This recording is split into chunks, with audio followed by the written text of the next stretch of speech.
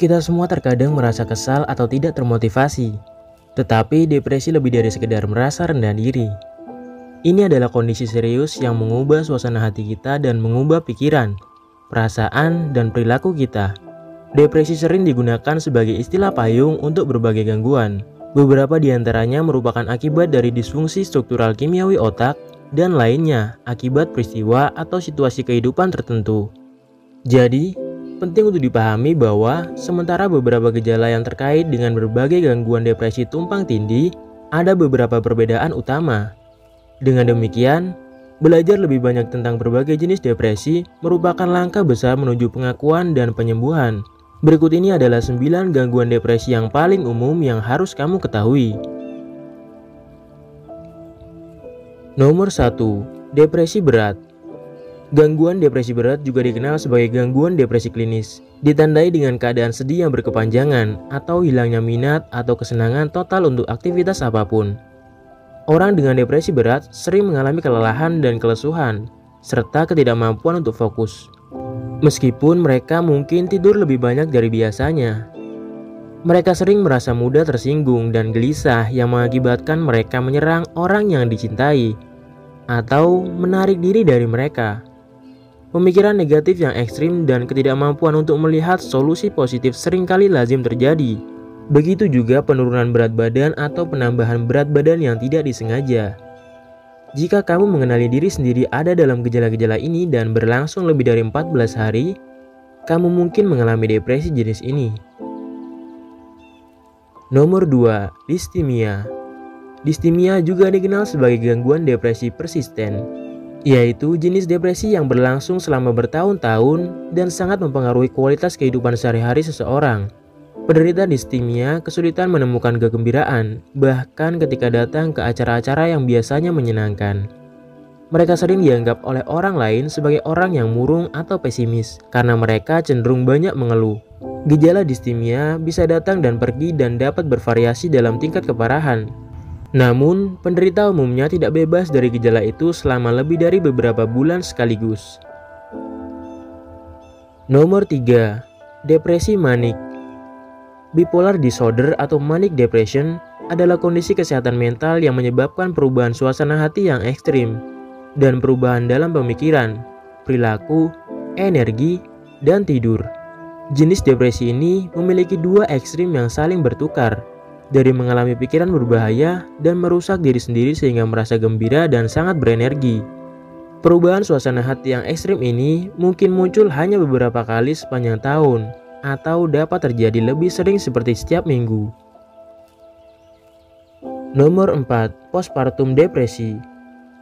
Tidak jarang wanita mengalami kesedihan setelah melahirkan karena perubahan hormon yang terjadi secara dramatis. Keadaan ini sering disebut sebagai baby blues dan biasanya mereda dalam beberapa minggu. Namun, sekitar 1 dari 7 wanita akan menghadapi kondisi yang lebih serius yang dikenal dengan postpartum depression. Para ibu ini bergumul dengan kesedihan dan kecemasan selama beberapa minggu, atau bahkan lebih lama dalam beberapa kasus. Mereka menjadi jauh dan menarik diri dari keluarga dan teman-teman, dan kehilangan minat dalam aktivitas yang mereka sukai. Perubahan kebiasaan makan dan tidur sering mengakibatkan kemarahan atau memicu dirinya untuk marah, dan juga perasaan lelah secara umum. Nomor 5. Depresi psikotik. Depresi dapat berkembang menjadi kondisi yang lebih serius dari waktu ke waktu. Sekitar 20% dari mereka yang mengalami depresi mengalami episode yang sangat parah, sehingga mereka mengembangkan gejala psikotik. Orang dengan depresi psikotik mengalami gejala depresi dan psikosis. Keadaan mental ini bermanifestasi sebagai pemikiran atau perilaku yang tidak teratur, ditandai dengan keyakinan atau halusinasi yang salah. Nomor 6. Gangguan disporik pramenstruasi atau PMDD. Gangguan lain di antara wanita adalah premenstrual dysphoric disorder, gangguan mood hormonal yang siklik. Ini dianggap sebagai jenis sindrom pramenstruasi yang lebih parah. Sementara sebagian besar wanita mengalami gejala PMS, sekitar 5% didiagnosa dengan gangguan dysphoric pramenstruasi. Gejala khas termasuk suasana hati yang tertekan dan kecemasan, dan juga perubahan perilaku dan beberapa manifestasi fisik pun terjadi. Untuk dapat didiagnosa dengan gangguan ini, seorang wanita harus mengalami gejala-gejala ini selama sebagian besar siklus menstruasinya, selama setahun terakhir, dengan efek buruk pada pekerjaan atau fungsi sosial. Nomor 7. Depresi atipikal. Kamu akan terkejut mendengar bahwa depresi atipikal adalah salah satu jenis gangguan depresi yang paling umum. Ini dikategorikan sebagai subtipe dari depresi berat, dengan perbedaan tertentu dari kesedihan atau keputusasaan yang terus-menerus yang menjadi ciri depresi berat. Gejala termasuk peningkatan tidur dan makan, lekas marah, dan berat di lengan dan kaki. Orang juga mengalami kepekaan terhadap penolakan, serta masalah hubungan. Nomor 8. Depresi situasional. Depresi situasional atau depresi reaktif adalah jenis depresi jangka pendek yang berhubungan dengan stres. Ini dapat berkembang setelah sekitar 90 hari setelah peristiwa traumatis atau serangkaian perubahan dalam kehidupan sehari-hari seseorang. Misalnya, meninggalnya orang yang dicintai, diagnosis penyakit parah, berakhirnya pernikahan, atau kesulitan dalam suatu hubungan. Oleh karena itu, depresi situasional adalah jenis gangguan penyesuaian. Karena ini berasal dari perjuangan seseorang untuk berdamai dengan perubahan yang mereka alami. Nomor 9. Disruptive Mood Dysregulation Disorder.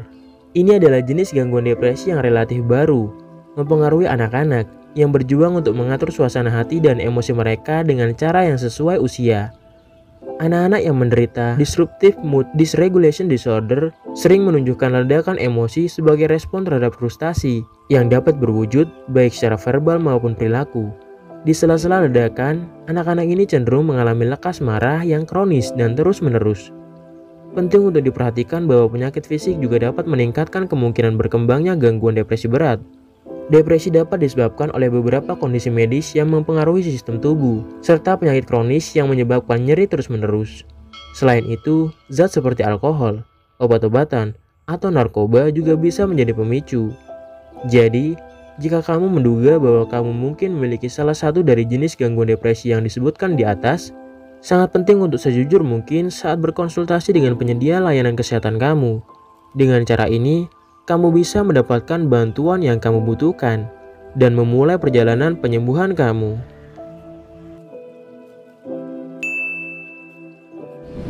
Sekian video kali ini, bagi untuk kalian semua terima kasih.